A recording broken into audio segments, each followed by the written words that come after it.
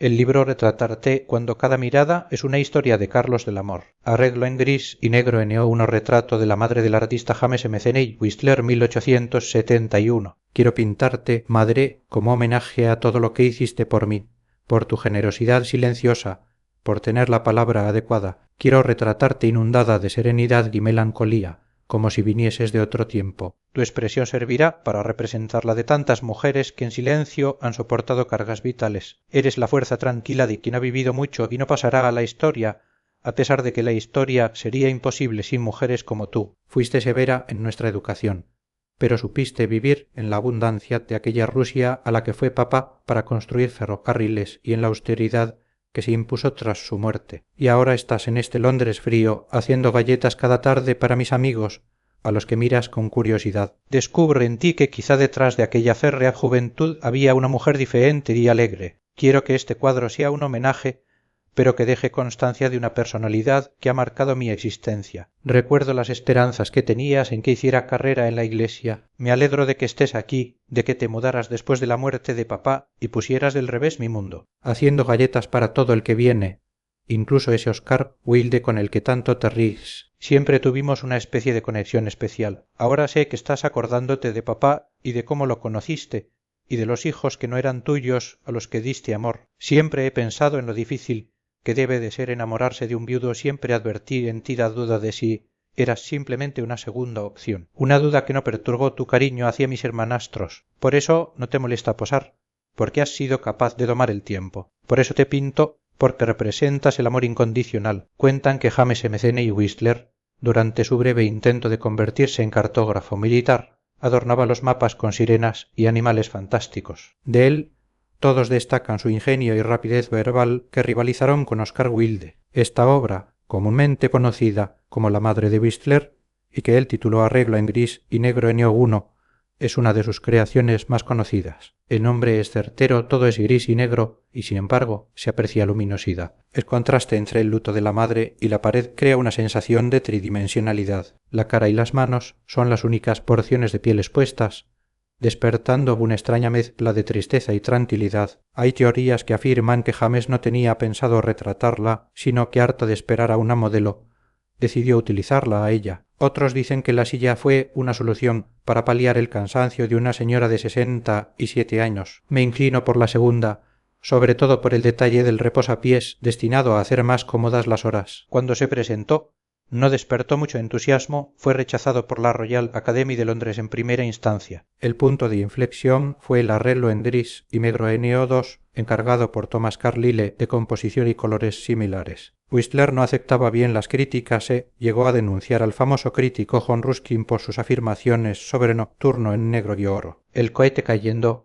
Ruskin dijo que el artista había arrojado botes de pintura sobre el lienzo. En el juicio, el abogado defensor de Ruskin preguntó cuánto tiempo le ha llevado pintarlo, la mitad de un día, y pretende cobrar 200 íneas por medio día de trabajo. Aquí aparece el humor de Whistler. No, señor, no cobro eso por medio día de trabajo, sino por la experiencia de toda una vida. Ganó el juicio, pero solo le compensaron con una cantidad simbólica. Imaginó a la madre diciéndole: ya te he dicho muchas veces que te metes en demasiados líos, hijo. Autorretrato Alice en el 1980. ¿Cómo me estáis mirando? Os veo desconcertados, algo incómodos, inquietos, esa es la palabra. Vuestra mirada no esperaba encontrarse con un cuerpo líquido, escurridizo, viejo, atravesado por los años, un cuerpo que arriba a puerto como el barco que va al desguace. Muchos querréis pasar rápido, echaréis un vistazo y en vuestra cara se dibujará un gesto ambiguo que no denote vuestro desprecio. Sois expertos en camuflaje, camaleones del bienquerismo. Sabéis, no me interesáis, estáis jodiendo el mundo, no os gusto yo por vieja,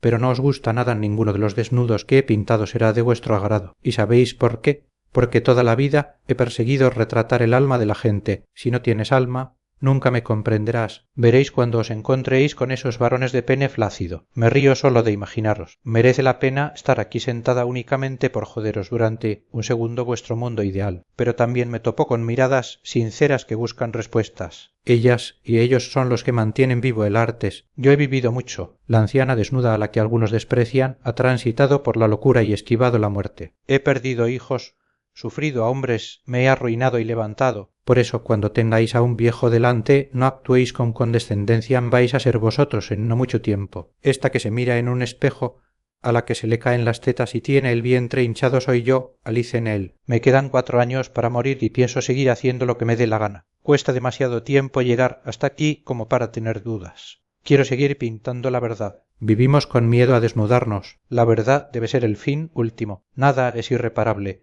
salvo llegar al final dándonos cuenta de que nos hemos sido infieles. Alice en él nació con el siglo que no vio terminar. La atravesaron depresiones económicas y anímicas, guerras y muertes. Desde muy joven quedó claro que su paisaje iba a ser el ser humano. Su biografía fue un tour de force. Se casó joven con el artista cubano Carlos Enríquez. En 1926 nace su primera hija, Santillana, que muere de difteria al año. Su única manera de afrontar la pérdida es pintar. Un par de años después nace Isabecta, a la que su padre se lleva a Cuba. Llegarían los intentos de suicidio, las clínicas y un nuevo amor, Kenetolitle, adicto a la heroína, que quemó numerosas obras de Alice. Luego aparecería José Santiago, con él tuvo a Richard, aunque Santiago los abandonó 3 meses después. Sus desnudos, su aspereza, eran inconcebibles en la puritana sociedad de los años 30, pero ella siguió cultivando un estilo directo, un realismo mitad sucio y mitad luminoso. Para ella posaron trabajadores, artistas,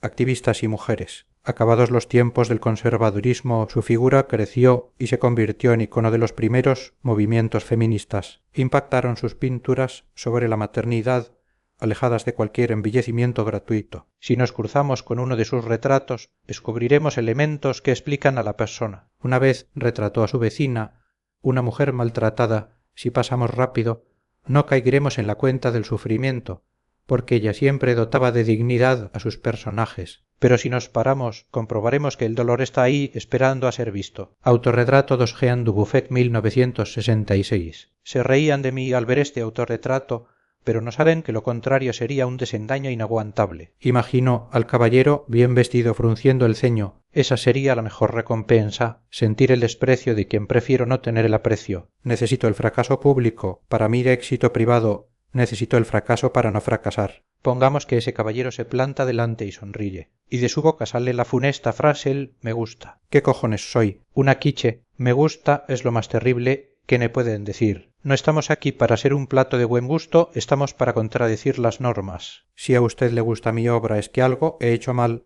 he sido parte del rebaño. Yo quiero saltarme el stop y el semáforo. Quiero ir por caminos donde no existan. Prefiero su rechazo, pero que sea sincero. Y sí, soy contradictorio. Me da pena el espectador que no sabe apreciar mi obra, pero si la aprecia, no creo que sea de la manera ideal. Si le gusta, mal, y si no le gusta, también mal, pero me quedo con el segundo. Todo esto solo lo puede empeorar que estén admirando mi obra en un museo. Si fuera el caso, estarían siendo adoctrinados. ¿Cómo no me va a gustar algo que está aquí cordado? Pensará. Las instituciones imponen sus gustos. Resumiendo, que entiendo que no me entiendan, prefiero no agradarles. Si no les gusto, no les tildaré de ignorantes. Simplemente no saben apreciar el arte que nace del impulso, y entonces me darán un poco de pena. Me han comprendido. Espero que no. Será mi primera victoria. Si leemos entrevistas a Jean Dubuffet, entenderemos esa semi-hipocresía y narcisismo. Este comerciante de vino y licores decidió dedicarse al art brut, movimiento que él se inventó. Su primer mandamiento era alejarse de lo que denominaba corrientes artísticas al uso. El arte en bruto es ese que no está manchado por ninguna corriente, como si brotase por generación espontánea. El verdadero arte sería el folio garabateado por un niño o las manchas de los enfermos mentales sobre un papel. No hay nada que influya a un niño o a un loco. Llegan vírgenes al acto final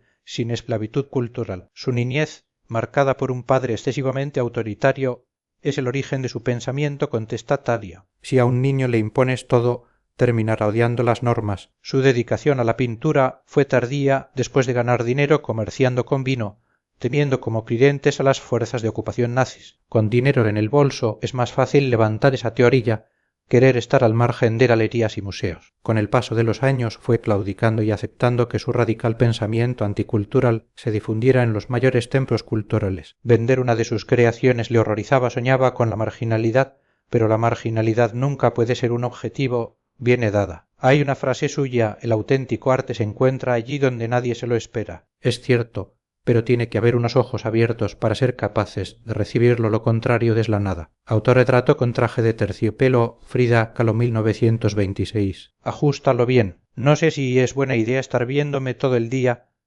ver a una mujer derrotada que no reconozco, a una tullida obligada a vivir postrada. Me veré, me miraré y me reconoceré, seré mi propia modelo, hasta lograr asimilar que la imagen que me devuelve el espejo soy yo, aunque esa no soy yo, porque yo me quedé en aquel autobús ese 17 de septiembre de 1925. Ahí nació otra Frida, compañera del dolor. ¿Por qué me subiría a ese autobús? ¿Por qué ese tranvía eligió el instante preciso? ¿Por qué el pasamanos escogió atravesar mi cuerpo? Es inútil hacerse tantas preguntas. Me niego a creer que el destino me estuviese esperando. Alejandro no responde a mis cartas. Me duele más la falta de movimiento, el propio dolor. Le escribía que sobre todo me faltaba él. Voy a pintarme y le haré llegar el cuadro, quizá viéndome de nuevo despierte en él algún sentimiento. Así está bien.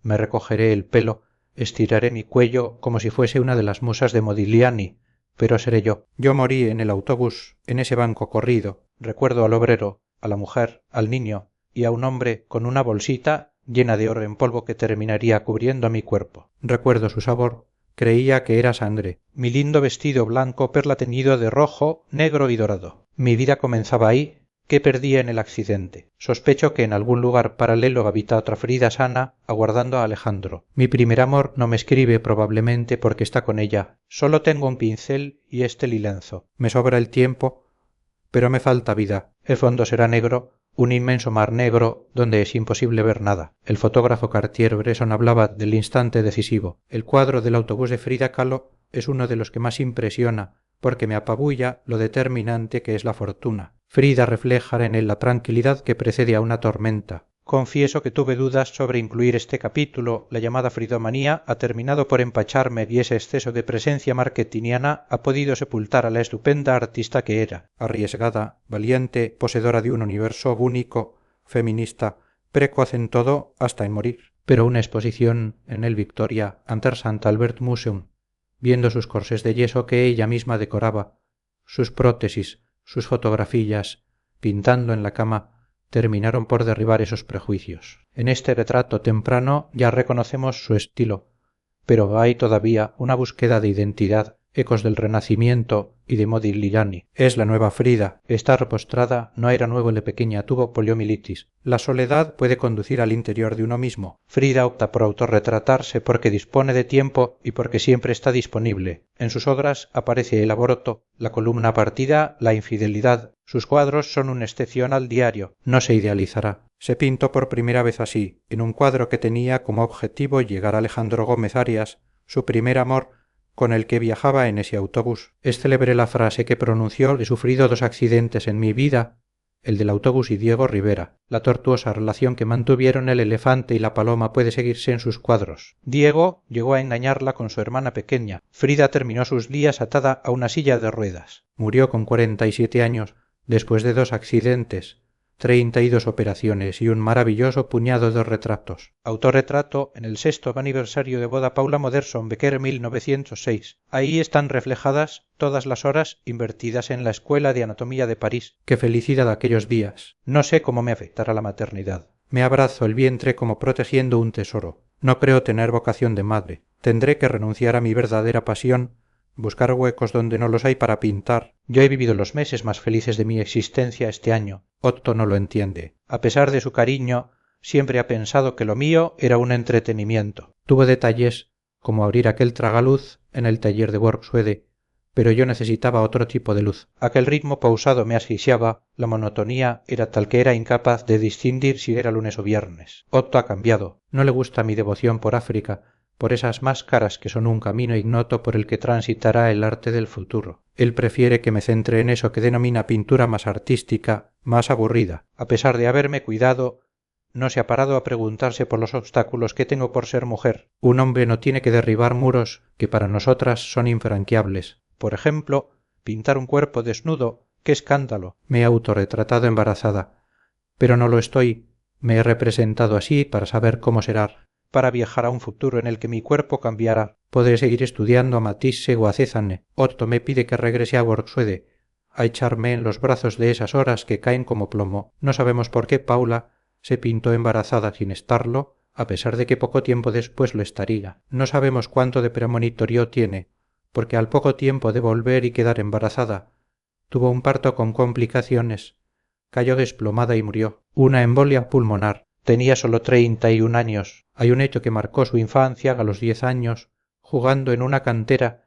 Un derrumbamiento mató a una de sus primas. Nació en una familia acomodada, con gusto por la cultura. Conoció Gorsuede y se quedó cautivada por el ambiente artístico, donde estaba su futuro marido docto. Pero al no encajar con ese estilo, emprendió viajes a París. Se convirtió en una de las primeras mujeres de la historia en autorretratarse desnuda. Por desgracia, volvemos a comprobar la cantidad de sinsabores y dilemas a los que tuvo que enfrentarse en una maternidad sobrevenida con la hija de su marido y la presión interna para ser madre ella, dejar aparcados los sueños para asumir el papel de esposa ideal. Entre sus amigos fieles encontramos al poeta Rainer Maria Rilke, que un año después de su muerte escribió un requiem por ella, y al fin te veías a ti misma como un fruto. Barra te hurtabas de tus ropas y posabas delante barra del espejo, te metías en él, en su interior, barra excepto tu mirada. Barra tu enorme mirada quedaba fuera barra y no decía eso soy yo, no, sino tan solo eso es. Virday Dorotea Tannin 1942. Os miro desde un lugar real, físico e improbable. Os veo, pero mis ojos traspasan vuestras siluetas y se posan en lo que tenéis detrás, una puerta, en la mayoría de los casos cerrada. Nunca habéis querido abrirla. Cada una de esas puertas cerradas son posibilidades amputadas, opciones que no escogisteis por comodidad. Me cuesta entender por qué casi todos juegan a permanecer en el mismo pedazo de mundo. No aceptáis el riesgo y eso provoca que los días empiecen a parecerse. Detrás de una puerta siempre hay un cambio, una salida, un nivel nuevo. Yo prefiero apostar por una revolución sensorial que confunda a nuestro cerebro y le impida distinguir entre realidad y fantasía. Mi mano izquierda ya agarra un nuevo pomo que abrirá otra puerta. Ese instante fugaz, en el que no sabes qué hay al otro lado, es el que me sirve de alimento. La vida es una sucesión de puertas abiertas que debemos atrevernos a traspasar. Estar es un verbo que conjugado siempre en presente puede destruirte. Prefiero el futuro. Lo primero que hago cuando entro en una nueva fase vital es otear el horizonte para encontrar la puerta de esa liga. Al empezar algo nuevo tengan previsto siempre por dónde saldrán. Siempre adivino luz por el quicio de la puerta. Cruzarlas es la aventura, el riesgo y para mí la razón de vivir. Cuenta en sus memorias la mecenas Peggy Guggenheim que en la exposición de 1943 titulada 31 mujeres artistas, esas 30 y una debían haber sido 30 y así ahorrarse un divorcio. La número 31 era Dorotea Tannin y su cuadro es Virtay, un título que le puso el pintor Max Ernst, marido hasta esa muestra de Guggenheim, a la que abandonó por Dorotea. Peggy pidió a Ernst ayuda para encontrar mujeres para la exposición. Esa labor le llevó al estudio de Dorotea y después a sus brazos. Peggy la describe como pretenciosa, aburrida, vulgar. La joven Dorotea subsistía haciendo ilustraciones hasta que en 1936 tuvo una epifanía en la exposición Arte Fantástico. Dada, surrealismo en el Moemia, vio mundos oníricos, líquidos, resbaladizos, vio obras de Miro, Magritte y Ernst. Era fascinada y abraza el surrealismo. Imaginar sin límites es una hazaña difícil. Las barreras se caen esa mañana. Un par de años después viaja a París, pero la Segunda Guerra Mundial la hace regresar. Y llegamos a la mañana en que Ernst entra en el estudio. ¿Tiene título esa obra? No, se llamará Virtay. ¿Y cuál es la razón? Porque hoy, y en ese cuadro, ha nacido una artista. La sombra de Max Ernst eclipsó la figura de Dorotea. Ella misma confesó que ser mujer y estar casada con Ernst fueron dos golpes en su contra. Pero las puertas están para ser abiertas. Dorotea nunca dejó de abrirlas. Fue la más vieja poeta emergente al publicar un poemario con más de 90 años. Murió con 101 años en Nueva York, 45 después de Ernst, con el que estuvo toda la vida. Desnudo femenino Aurelia Navarro 1908. ¿Cómo pudo alguien acuchillar el cuadro? ¿Cómo es posible? Pobre Venus, acuchillada por la espalda a traición. La tal Mary Richardson afirmaba que le molestaba el tiempo que pasaban los hombres delante de la obra. ¿Qué culpa tendrá Velázquez? Quise homenajear a ese cuadro y tuve dudas de cuáles serían las reacciones si en Londres es así. ¿Qué pasaría en Granada? Me mirarán como si fuese una cualquiera. Es increíble que dé miedo todavía el cuerpo de una mujer. Si son ellos los que nos pintan, todo es normal. Si somos nosotras, es un escándalo. Pintarme desnuda era la mejor manera de seguir aprendiendo y de desmitificar nuestro cuerpo. Al pintarlo solo tuve en mente el «es mi cuerpo, lo rodearé de flores». me taparé el pecho con los brazos y quizá deje mi cara al descubierto. Cuando lo terminé se lo enseñé a mi maestro José Larrocha. Buscaba comentarios artísticos, no superfluos. Me presenté de nuevo a la Exposición Nacional de Bellas Artes. Quedé tercera. Por un momento llegué a pensar que podía ganar, pero no es tiempo todavía de eso. Mary Richardson se adentró en la Nacional Gallery un martes de marzo de 1914, asestó un hachazo al cristal y 7 cuchilladas a la Venus. Era una protesta por el encarcelamiento de Emmeline Pankhurst. El ataque se produjo 6 años después de que Aurelia pintara su cuadro. No hay conexión alguna y sin embargo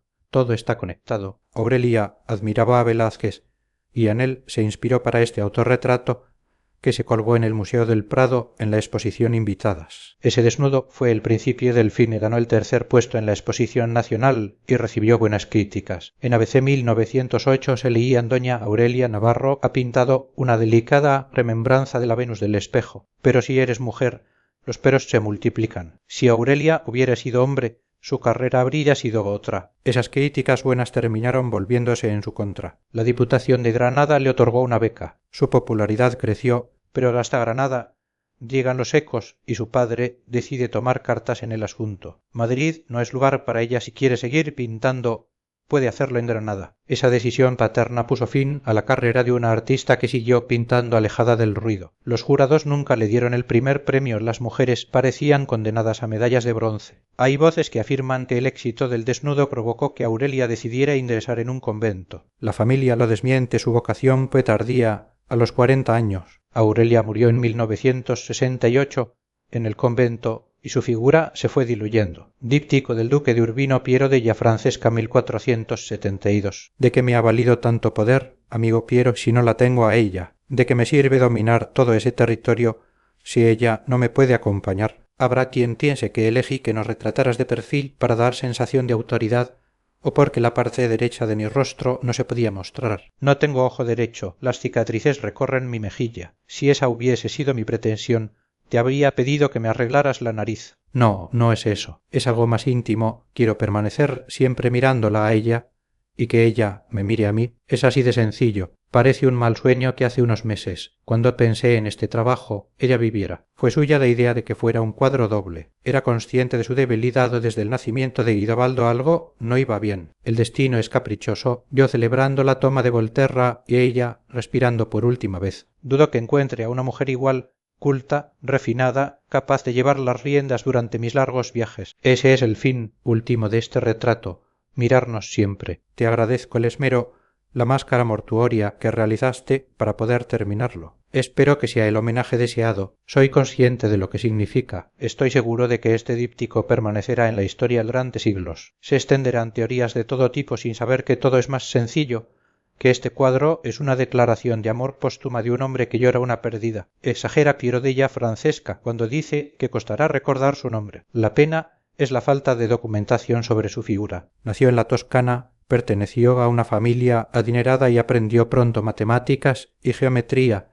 que empleó a fondo en sus obras. El paisaje que envuelve a los protagonistas es de una perfección espacial maravillosa. Esos ojos le empezaron a fallar en sus últimos años, impidiéndole pintar y haciendo que se dedicara a tratados donde queda patente su mandamiento: la vida se puede explicar a través de las matemáticas. En Urbino fue feliz porque el duque Tuerto y su esposa Battista Sforza querían convertir la ciudad en el epicentro cultural de Italia. Se casaron cuando ella tenía 14 y él 38. Tuvieron 7 hijos. Ella murió a los 26. El mismo año que nació el último. 12 años en los que la duquesa, culta, que hablaba latín y griego, se convirtió en la principal consejera del mercenario. En el retrato vemos su piel pálida por los dictados de la moda y pálida porque es una piel sin vida. Della Francesca quiso que se apreciara la diferencia entre habitar el mundo de los vivos y el de los muertos. Un apunte sobre el reverso del cuadro: encontramos a la pareja en su entrada triunfal a Urbino acompañados de sus virtudes, la justicia de él, la templanza de ella. Piero della Francesca murió el 12 de octubre de 1492. El paraguas María, Bakirtsev 1883. ¿Veis a esa niña? ¿Veis su mirada? Si os fijáis, ella no está en el mismo lugar que vosotros. No os contempla su mirada, vos atravesariña. Está en esos momentos efímeros en los que el pensamiento se evade en un viaje lejano a algún lugar de la memoria o a la resignación. Resignarse está mal visto, salvo que se haya intentado hasta la extenuación. Nos pasamos la vida intentando hacer cumbre. Esa mirada no se dirige a vosotros. Atraviesa el tiempo. Son esos pensamientos que constituyen el lugar más personal e infranqueable. A esa niña que camina a toda prisa hacia la madurez la van a despertar. Quise pintarla así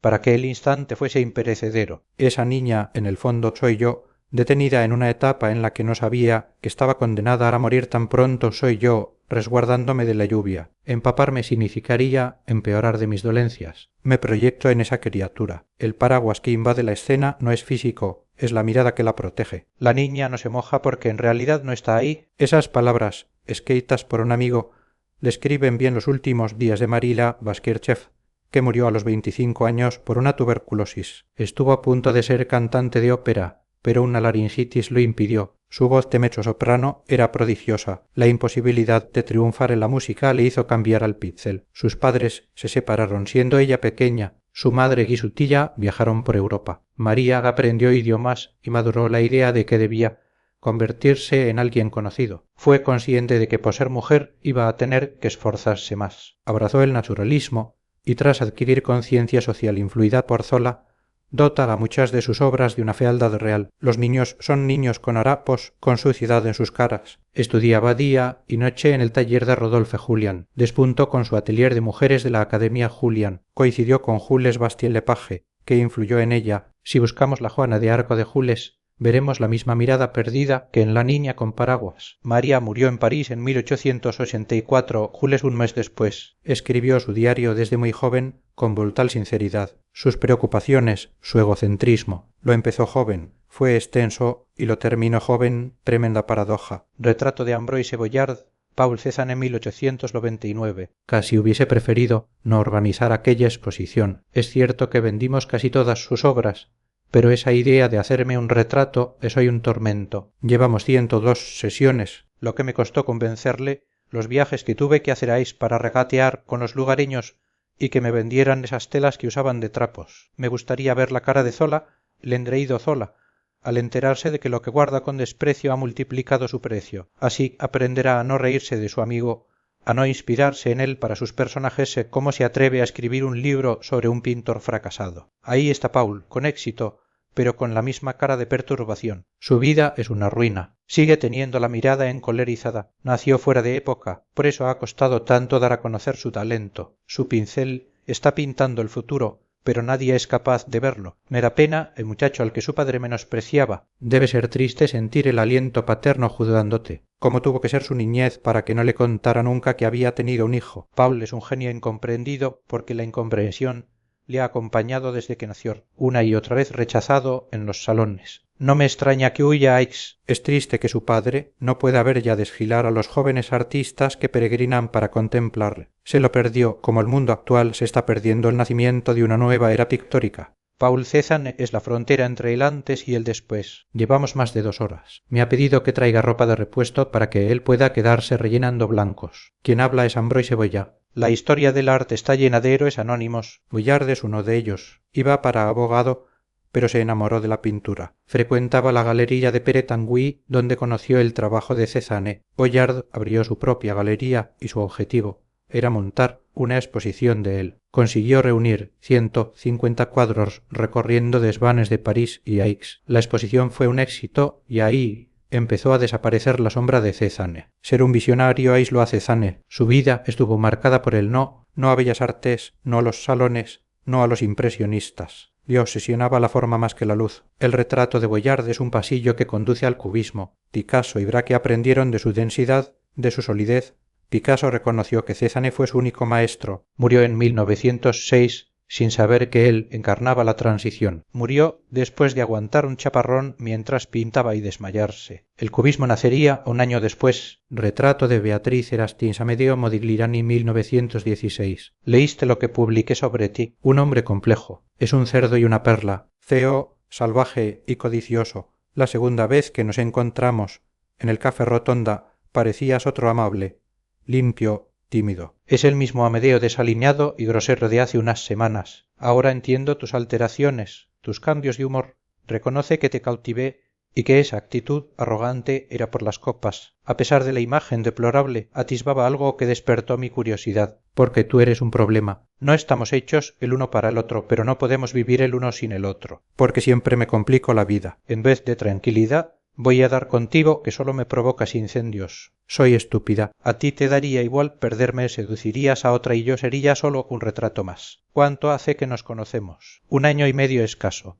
Parece una vida. Nos despertamos con el sonido de las bombas, nos gritamos, nos hacemos daño y nos entregamos a la senta y a la chis. La periodista y el pintor, dos pordioseros más. Huimos de los convencionalismos y así me va. Buscamos el sufrimiento en la dificultad, creemos que podemos cambiar al rival. Y ese es el principal error. Siempre me quedará el consuelo de que pude apreciar la perla y de haberte animado a pintar de nuevo. Vaya tos tienes hoy. La primera impresión cuenta, pero la segunda reafirma. A Beatrice Hastings el segundo encuentro con Modigliani le cambió la vida. Él no era joven, siempre fue joven, murió con 35 años. La historia de amor de Modi y Jeanne Gebucherner es una de las más trágicas. Ella, prometedora pintora, lo dejó todo por él. Un día después de la muerte de él por tuberculosis meningítica, ella se tiró por una ventana. Tenía 21 años y le estaba embarazada. Sus padres se negaron a que se la enterrara cerca de él. 10 años después, sus restos fueron trasladados.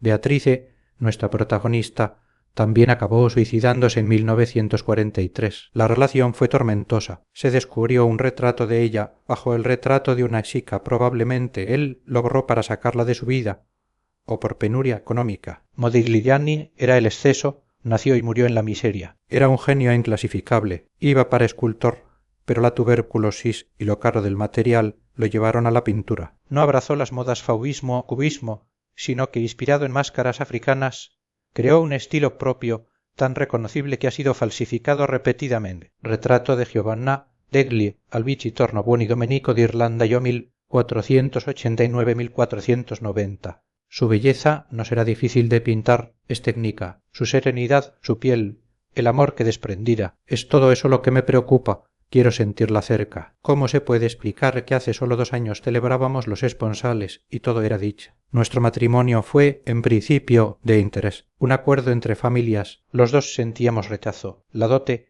qué espanto vernos reducidos a un mercado. Y a los 2 años, enterrarla. Cuando mi familia me dijo que me casaría, sentí pavor. Nuestro matrimonio servía para cerrar viejas heridas familiares. Somos esclavos de lo hecho por nuestros antepasados. El amor es accesorio, pero yo debo dar gracias. Desde la primera vez que nos encontramos, nos sentimos atraídos. El amor se abrió paso. Lo que nunca imaginé es lo corta que puede ser la felicidad. Superada la obligatoriedad de amarnos, me veo empujado a la obligatoriedad del duelo. Soy muy joven para enviudar. No quiero condicionar tu trabajo, pero te pido un favor, ni incluye estas palabras del poeta Marcial Arte. Ojalá pudieras representar el carácter y el espíritu. No habría sobre la tierra imagen más bella. Giovanna y Lorenzo se casaron por interés y se enamoraron sobreponiéndose a la imposición. Él pertenecía a una familia cercana a los Medici. Ella murió a los 19 años después de dar a luz a su segundo hijo. Su boda fue un acontecimiento en Florencia, 3 días de fiestas y banquetes, con encargos a Botticelli. El cuadro, realizado después de la muerte de Giovanna, es un homenaje póstumo. Está cargado de simbología el collar de coral usado para espantar el mal de ojo y ayudar en partos, el vientre ligeramente abultado referencia al alumbramiento mortal y en el hombro una L de Lorenzo. Ghirlandaio ya la había pintado en el fresco La Visitación. A Lorenzo lo encontramos en la vocación de los apóstoles en el Vaticano. Es uno de los más bellos retratos del Quattrocento. Lorenzo se casó en segundas nupcias tiempo después, pero este cuadro siguió en su habitación. El olvido siempre es caprichoso. Retrato de Julio II, Rafael 1511-1512. Confío plenamente en ti. Sé que algunos miran con desconfianza este encargo, pero acertaré. Eres joven, pero acaso la juventud es un impedimento. Solo te pido que huyas del retrato papal clásico, de la pompa. Me gustaría que reflejaras las batallas, el cansancio y la vejez. No sé si será el cuadro que espera la gente, pero necesito tu atrevimiento. Me llaman el papá terrible, el papa herrero. Nadie habla de mi pasión por el arte, de las oportunidades que he dado a gente como tú o como ese florentino genial llamado Miguel Ángel. Ya debe estar terminando la Capilla Sixtina, me consta que se está dejando la salud allí arriba. Al principio no le gustó el encargo, prefería esculpir mi tumba. Me han llegado rumores de que no tienes buena relación con él, que dice que copias su estilo. No hagas caso. Si te tiene celos es buena señal.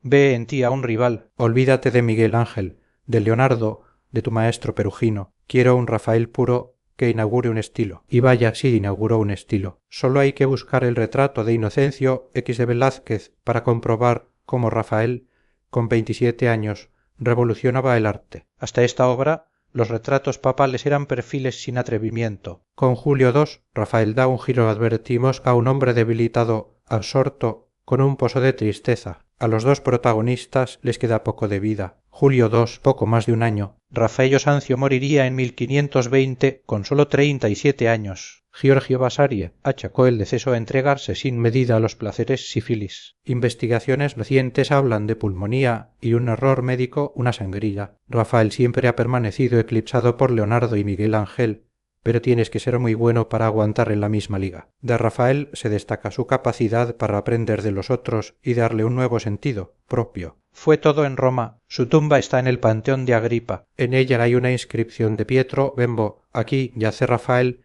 quien mientras vivió hizo temer a la naturaleza ser superada por él y que cuando murió, ésta temió morir con él. Retrato de Michael, Wolgemut Alberto Durero, 1516. Maestro, sobresale un mechón de pelo. Alberto, deja de llamarme maestro. Han pasado casi 30 años y ahora eres tú el maestro. No, usted siempre será mi maestro. Me enseñó la importancia de la línea, la austeridad. Me alegra, pero tú llegaste aquí con el ton. Solo había que organizar el talento y mire que me hizo sudar. Todavía me acuerdo de aquellos retablos enormes. El tedio es la norma en la vida. Un artista debe trabajar y conocer el oficio. No se moleste si al ver el resultado comprueba que he sido demasiado fiel a la realidad. No te preocupes, Alberto. Conozco lo que tienes delante, un viejo que morirá pronto con la piel quebrada. Me ha venido a la cabeza aquel autorretrato que me trajiste el primer día. Lo habías pintado con solo 13 años, con punta de plata, sin posibilidad de errar. Hay que agradecerle a tu padre. Él te enseñó a admirar a Vaney la minuciosidad. Yo solo tuve que continuar su línea. Pobre padre, se llevó un disgusto cuando le dije que preferiera la pintura a la orfebrería. Es lógico que deseara que siguieras sus pasos. Por suerte lo entendió. Lo que me costará perdonarle es que diera cumplimiento al matrimonio de conveniencia. Casarse sin amor es una condena. De Alberto Durero, las primeras obras que nos vienen a la cabeza son autorretratos. Se pintaba desafiante, con una seguridad que roza la arrogancia. El culmen es la obra en Múnich en la que se representa a lo Exeomo, de frente, una postura reservada hasta entonces a Jesucristo. En el del Prado 1498 se retrata con 26 años, ataviado con guantes de piel de la alta sociedad. Es el discípulo que retrata a su maestro. Lo hace por el cariño de aquellos meses en el taller de Nuremberg. Hay mucha dignidad en el gesto de Wolgemut, y eso es lo que quiso captar Durero. Dignidad pero realismo. Es realista con las arrugas, con el paso del tiempo. Wolgemut moriría 3 años después. Cuando terminó, Durero escribió, Alberto Durero hizo este retrato de su maestro. En 1516, al conocer su fallecimiento, añadió, murió en la mañana del día de San Andrés, antes de salir el solo.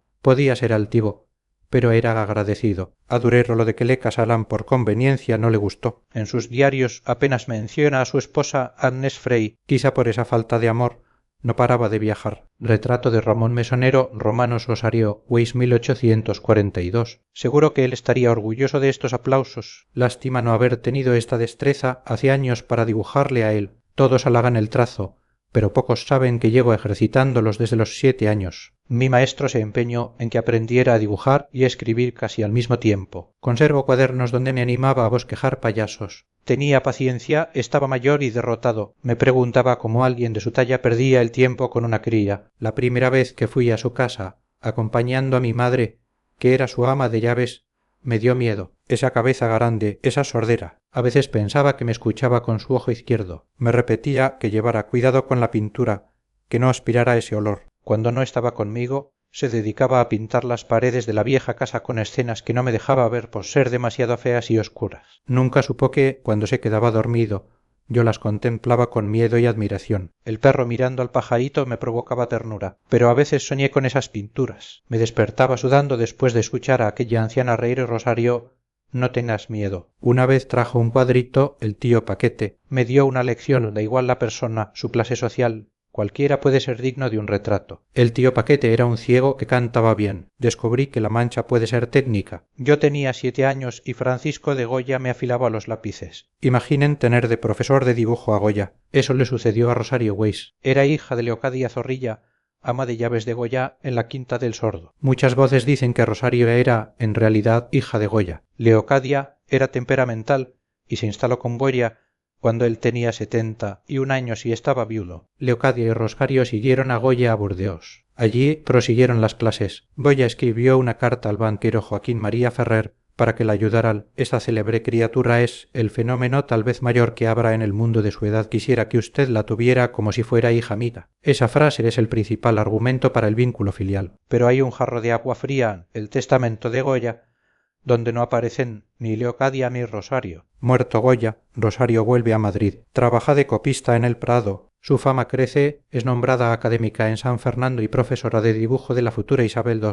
Era 1842. En 1843, un ataque de cólera acaba con ella. Tenía 28 años. La Gaceta de Madrid lloró la gran pérdida si tan temprano había llegado a sobresalir que no hubiera alcanzado en lo sucesivo. Retrato de Ri Amund III Gustav Klimt 1917-1918. 28 de diciembre de 1911. Una chica joven, Riamund, lee una carta de su amado. Él deja claro que no tiene intención de casarse. Ella recuerda el revólver de su padre, lo busca, se lo pone en la boca, luego lo dirige al corazón, antepone la carta y descerraja un tiro. Tenía 24 años. No sé cómo seguir, querida Ria. No logro satisfacer los deseos de tu familia. Te he pintado muerta, descansando, como Ofelia, y no fue de su agrado. Quiere que nos golpee como un martillo el corazón. Me dijeron, volví a intentarlo, llenándote de vida, con los senos desnudos, lo llamé la bailarina. Volví a encontrarme con reproches de cómo vamos a recordar a la niña semidesnuda.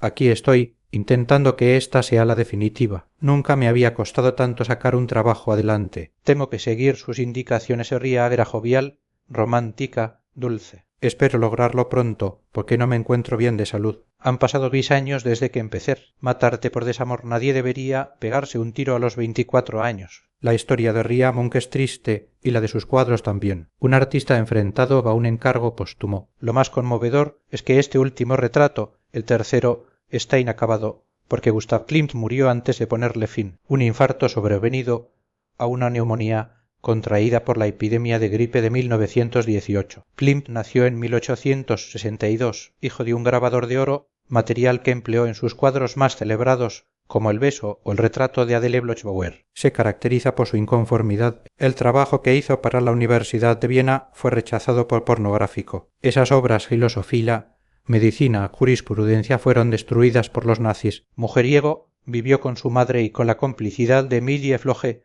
su amiga del alma. Tras su muerte hubo 14 demandas de paternidad. Con Michi Zimmermann tuvo 2 hijos. Ria se enamoró del hombre equivocado.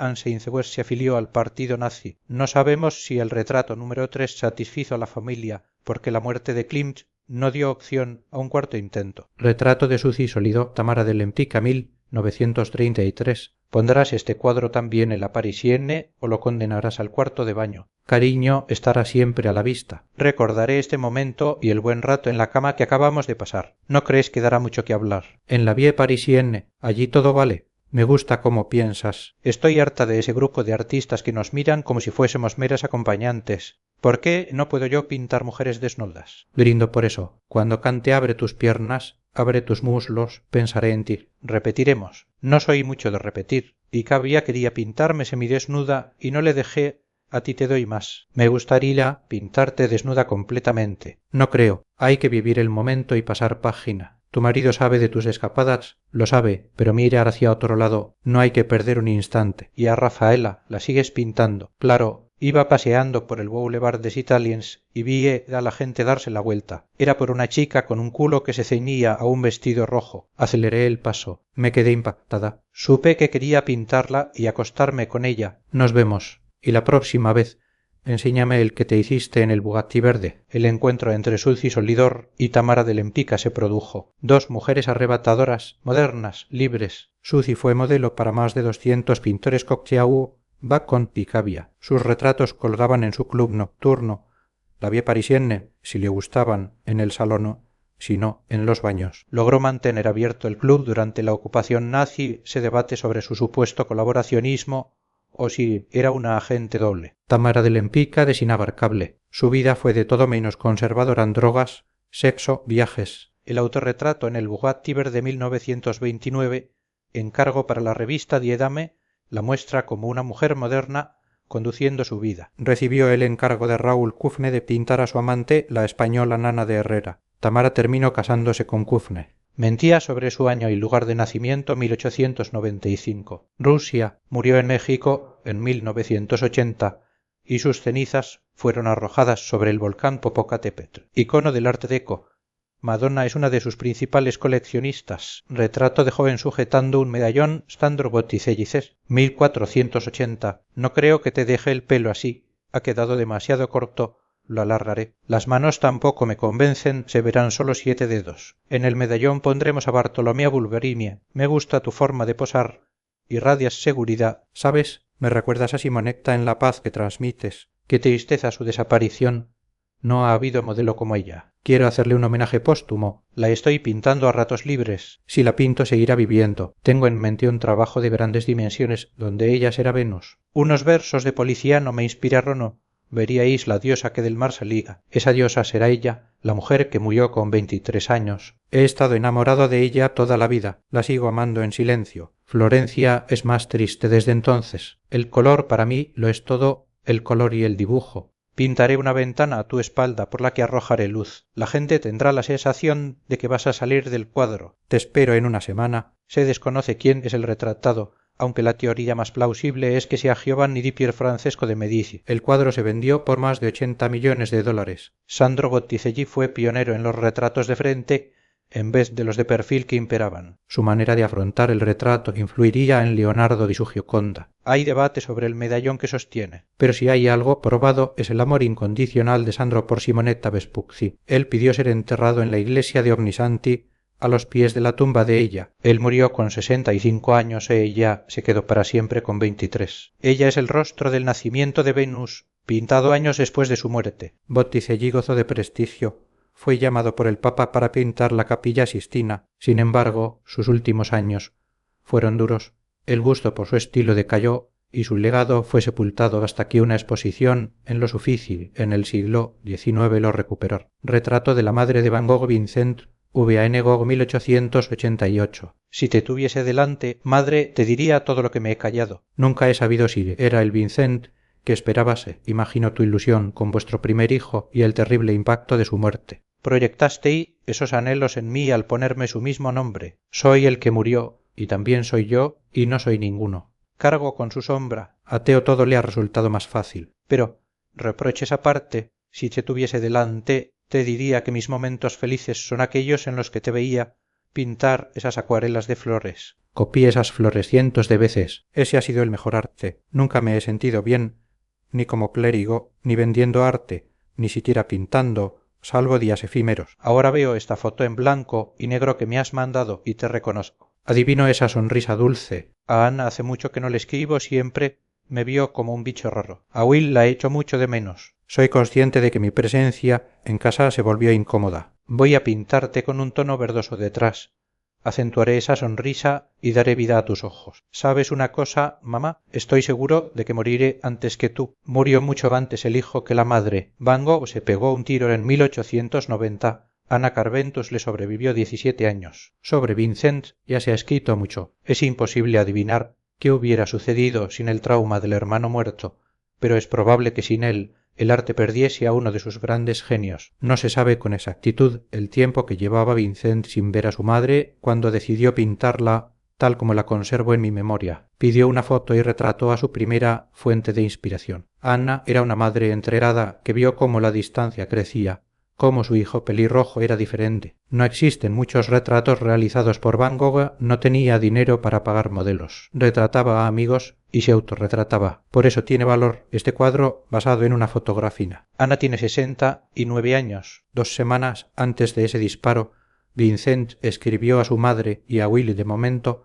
me siento más tranquilo que el año pasado me encuentro en un estado de calma casi demasiado grande.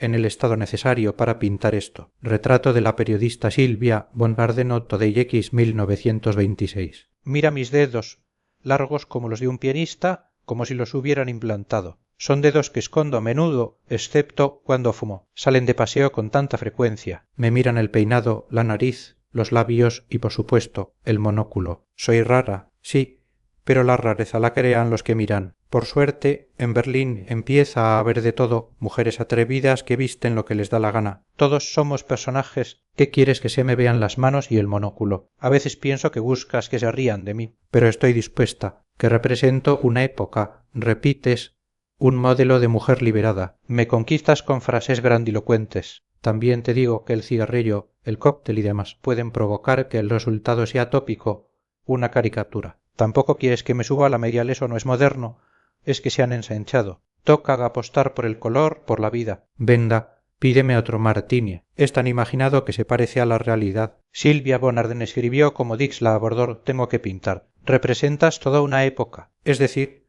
que quieres pintar mis ojos apagados, mis orejas estrafalarias, mi larga nariz, cosas que sólo podrían espantar a la gente. Te has descrito fielmente. Todo eso me permitirá hacer un retrato de una época que no se preocupa por la belleza externa, sino por su condición psicológica. Otto Dix, marcado por el horror de la Primera Guerra Mundial, fue uno de los máximos exponentes de la nueva objetividad alemana, un realismo crudo. Su manera de ver al retratado es difícil de asimilar, no busca la belleza, sino la belleza de lo real. Prefería no conocer detalles del retratado para que la ignorancia ayudara a captar la esencia. En la Alemania de Weimar, Berlín era ansiosa de modernidad. Silvia es periodista, mujer, moderna, poeta. Es curioso cómo las personas hacen a las ciudades y cómo se puede forzar la felicidad para dejar un trauma atrás. Una mujer con pelo al hogar son monóculo y labios rojos era un estandarte. Otto Dix lo supo ver. Retrato de una anciana Christian Seybold antes de 1768. Se trata de que sea usted, no de aparentar ser otra. No busco la grandeza artificial, busco la grandeza de cada hazaña diaria. Hay quien prefiere retratar a caballeros y damas con pomposidad que sepulta a la persona. No me interesa eso. Quiero traspasarla a usted, que quien la contemple sepa que nada fue sencillo. Busco inmortalizar la experiencia, la sabiduría, la templanza. No disimularé las cicatrices del tiempo. ¿Qué sentido tiene encargar retratos en los que no parecen ellos? Es el alma, la verdad, lo que tenemos que intentar atrapar. Alguno al verla dirá, mira la vieja, esa, otros se sentirán identificados, porque todos tendremos esos ojos. Al cuadro le pondré de título Retrato de una anciana, como un elogio. Será un espejo donde verse reflejados. Esta obra parece una fotografía, aunque fue realizada en el siglo XVIII. Me fascina el talento de Christian Seybold para el realismo, en una época de idealización. Se me hace familiar, trasciende el tiempo. Sus retratos generan quietud, armonía, porque son de verdad, transparentes. Seybold debió conocer a Rembrandt y esa misma búsqueda de la verdad, ese manejo de la luz. También tiene influencias de Baltasar Denner y Jan Kopecky, de quienes aprendió el gusto por el detalle, la perfección del pelo, las arrugas, la tez. Esta anciana posa serena. De Seybold no se conoce muchos. Fue pintor de corte en Dresde y Viena. Se dedicó a esos retratos llamados Tronie, más cercanos al estudio psicológico que al retrato. Es habitual encontrar obras estereotipadas una anciana, un niño, un mendigo. Retrato de una cortesana, Caravaggio, 1597. Nunca había imaginado que esta vida me iba a tocar en suerte. ¿Sabes, Michelangelo? La vida te toca, a unos fortuna, a otros, como a mí, todo en contra. Mi padre murió siendo yo pequeña. Te van repartiendo cartas malas. Lo malo llama a lo malo. No llego a los 20 años y ya he claudicado. La muerte es algo asumido, me ronda, la siento como una sombra. Mi madre y una conocida intentaron reconstruirse en Roma, pero ¿a qué tipo de madre se le ocurre prostituir a su hija? Éramos niñas en las manos de monstruos. El olor a vino barato, el sudor, la suciedad. Te acostumbras porque no has conocido otra. ¿Qué te voy a contar a ti? Tienes un don y te empeñas en viajar por los bajos fondos de pelea en pelea. A ti te tocó otra vía y la estás echando a perder. Tu arrogancia te hace creerte indestructible. Aún así, celebro haberte conocido y que me hayas retratado tantas veces con esa dignidad que nadie ver. Me río pitarme como Santa Catalina, aquello sí que fue una locura. El cuadro que están viendo no existió, fue destruido por los nazis. Es imposible asumir la vida de Figide Melandroni, la protagonista, y doblemente imposible la de su autor, Michelangelo Merisida Caravaggio, el pintor más macarra de la historia. Caravaggio optó por lo natural, ejecutar lo que veían sus ojos sin filtros, utilizar a indigentes, borrachos o prostitutas como modelos fueron escándalos. A Fillide la pintó como Santa Catalina, revolucionó el arte por su dominio de la luz, el claroscuro, mezclando lo divino y lo terrenal. Su ficha policial daría para un libro detenido por llevar espada, demandado por moler a palos a otro y sentenciado a muerte por matar en 1606 a Ranuccio Tomasoni. Todo indica que Tomasoni era el proxeneta de Fillide. Caravaggio le cortó el pene y la herida le mató. Huyó.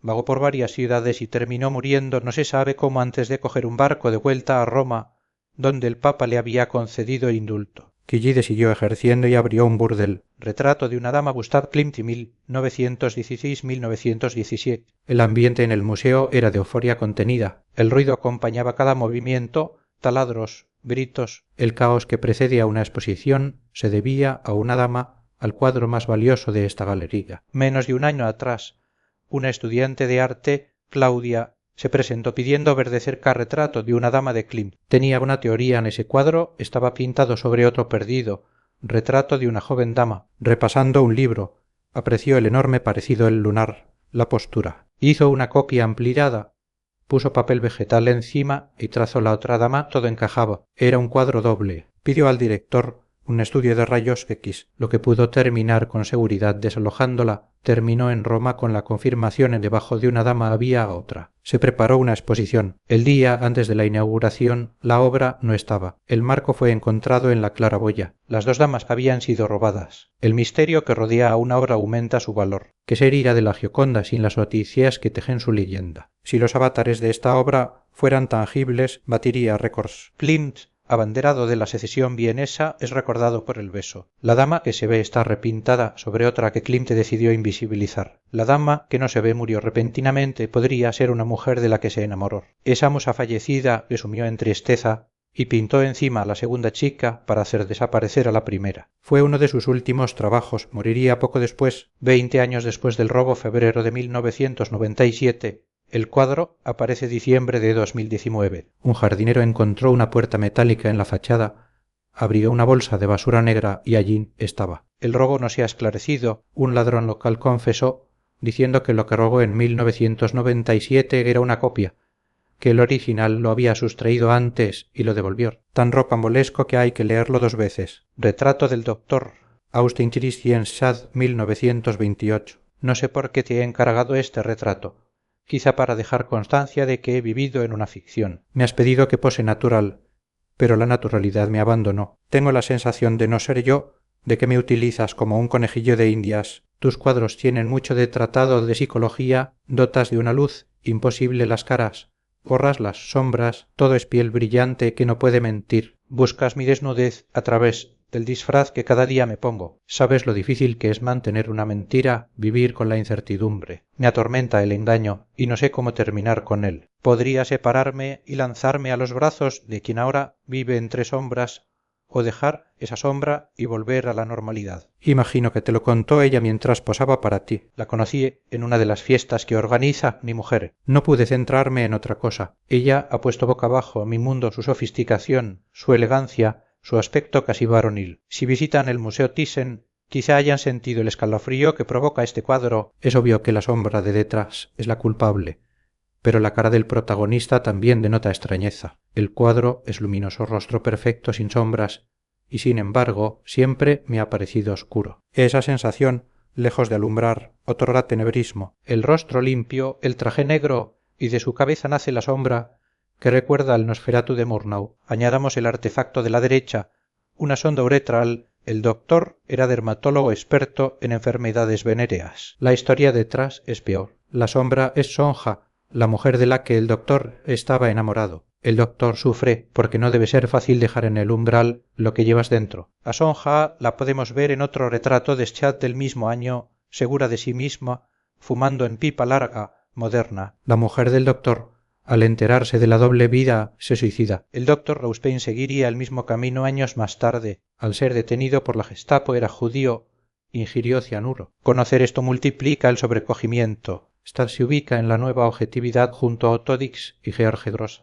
Su bandera es la frialdad, la distancia, la crudeza. Retrato del arquitecto José Ratés Dalmau, Juan de Pareja C. 1660-1670. Entonces usted trabajó con él, le trató mucho. Fui su esclavo, su criado. Él me lo enseñó todo.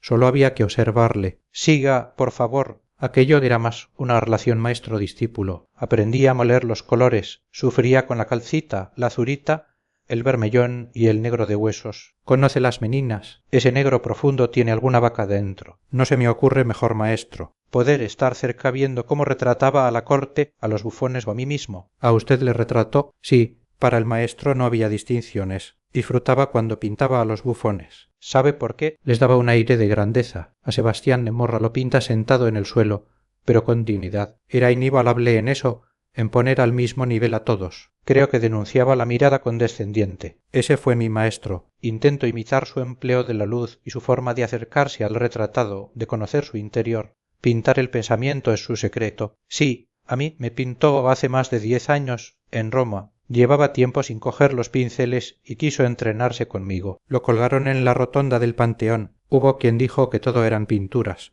pero que una obra era verdad. La verdad era yo. Se ha fabulado mucho sobre Juan de Pareja y su libertad. La leyenda dice que siendo esclavo le estaba prohibido pintar, pero lo hacía en secreto. Felipe IV, que visitaba el taller de Velázquez cuando él no estaba, vio un cuadro de Pareja. El esclavo imploró clemencia. El rey se quedó impactado y le dio la libertad. Pudo ser así, o pudo ser que Velázquez se la diera. Lo cierto es que Pareja dejó de ser esclavo tras el viaje a Roma 1650, donde Velázquez pintó al Papa Inocencio X. En ese viaje, Velázquez pintó el retrato de Pareja hoy en el MT como calentamiento. Impresiona el tratamiento, su rostro digno, orgulloso, con encajes de Flandes en nada, hace pensar que es un esclavo. Para Velázquez, sobre la tela reinaba la igualdad. Pareja nunca se alejó del sevillano. En la vocación de San Mateo Museo del Prado encontramos el autorretrato de Pareja que sirvió para identificar el cuadro que le hizo Velázquez. Su Majestad la Reina Isabel,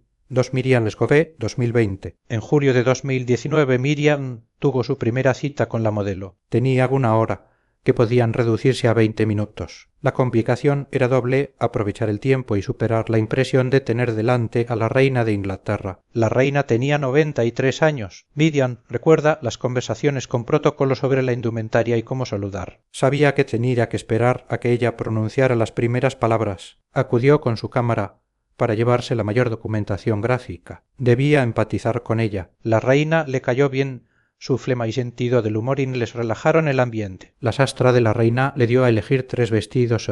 El azul fue el agraciado. Se abrió la puerta, apareció la reina, sonrió y dijo encantada de conocerla. La Casa Real trata estas sesiones como algo privado. La conversación fue trivial. Miriam pidió a Palacio una segunda sesión. Pasaron 8 meses. En febrero de 2020, mientras en la televisión hablaban de Wuhan, tuvo la segunda cita en Buckingham. Poco después, el mundo cambió. Miriam Lescové pasó el confinamiento encerrada en casa con la única compañía del retrato de Isabel II. Cuando lo terminó, faltaba el desvelo, el planeta descubrió el Zoom y la presentación se hizo por videoconferencia. La imagen dio la vuelta al mundo. ¿Pero quién era Miriam? Nace en Barcelona, de madre inglesa y padre español. Estudió diseño y empezó a pintar bodegones. Luego llegaron los retratos. Ganó el BT Portrait Award con el cuadro Un ángel en mi mesa 2017.